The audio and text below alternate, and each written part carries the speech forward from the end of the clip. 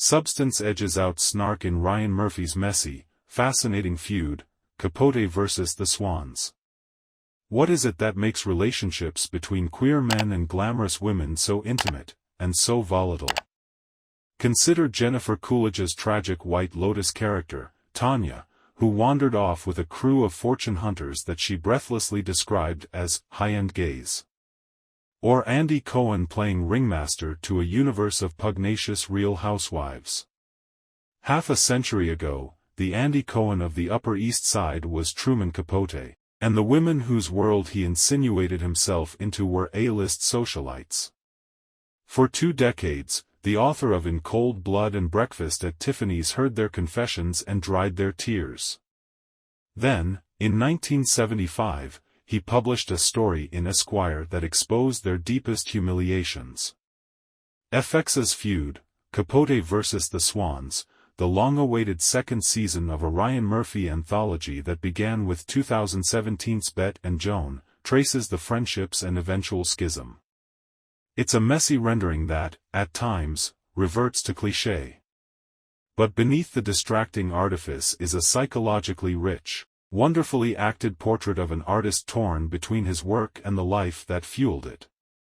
Tom Hollander, the lead villain in Lotus, is well cast as the diminutive Truman, in a story that spans from the mid-50s through his premature death in 1984, hopping between eras with confusing frequency. At Ladies Who Lunch Mecca La Côte Basque, he charms the adventurous CZ guest, Chloe Sevigny, banters with brassy Slim Keith, Diane Lane, excellent, and taunts wild-eyed and Woodward, Demi Moore, whom he insists killed her husband. A standout episode, framed as footage for a Mazeless Brothers documentary, revisits Truman's ultra-exclusive 1966 Black and White Ball, which marked the height of his influence.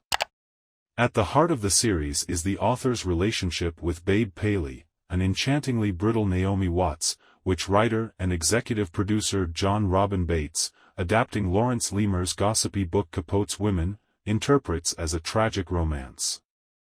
Platonic sparks fly when they meet on a private jet in 1955. Truman worships Babe's beauty and poise, she feels safe, loved, yet vividly alive when they're together. Years later, he coaches her to use her powerful husband Bill's, the late Treat Williams, serial infidelity to her advantage. Figure out what it is you want, he drawls after one egregious incident. Then he gives her a Valium to swallow with her scotch and lets her snuggle up beside him. The only person who could ever hurt me is you, Babe tells Truman. And he does. The infamous Esquire story earns him the wrath of the image-obsessed women he calls his swans. Led by Slim, they drop him overnight. Babe, whose marital woes Truman aired in lurid, barely veiled detail, follows the crowd but misses him terribly. After the breakup, each becomes the other's one who got away. Truman's betrayal, and the show's fascination with that choice, situates Capote versus the Swans within a canon of Murphy series about real queer men who range from difficult to diabolical. In Dahmer, Monster and the Assassination of Johnny Versace, American Crime Story, the serial killers, and many of their victims, are men who sleep with men.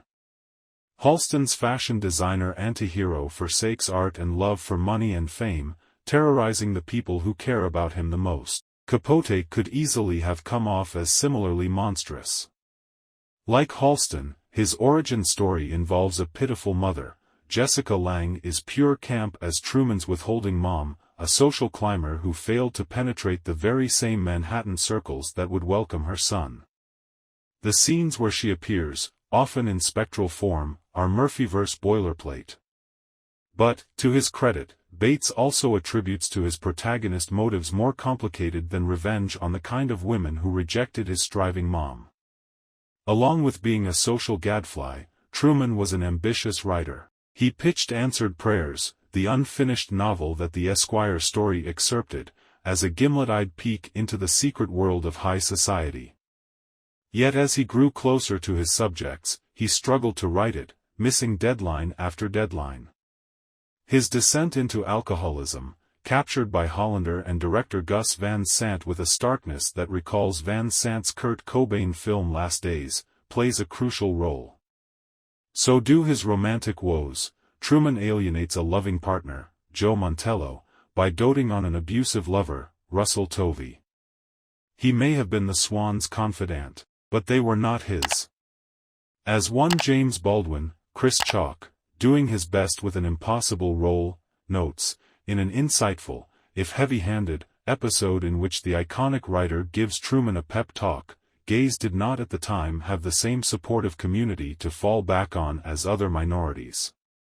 Whispered slurs confirm that the Swans never fully accepted him. After Esquire, Babe calls him a homosexual court jester singing for his supper. Capote took the title of Answered Prayers from a line attributed to Saint Teresa of Avila. There are more tears shed over answered prayers than over unanswered prayers.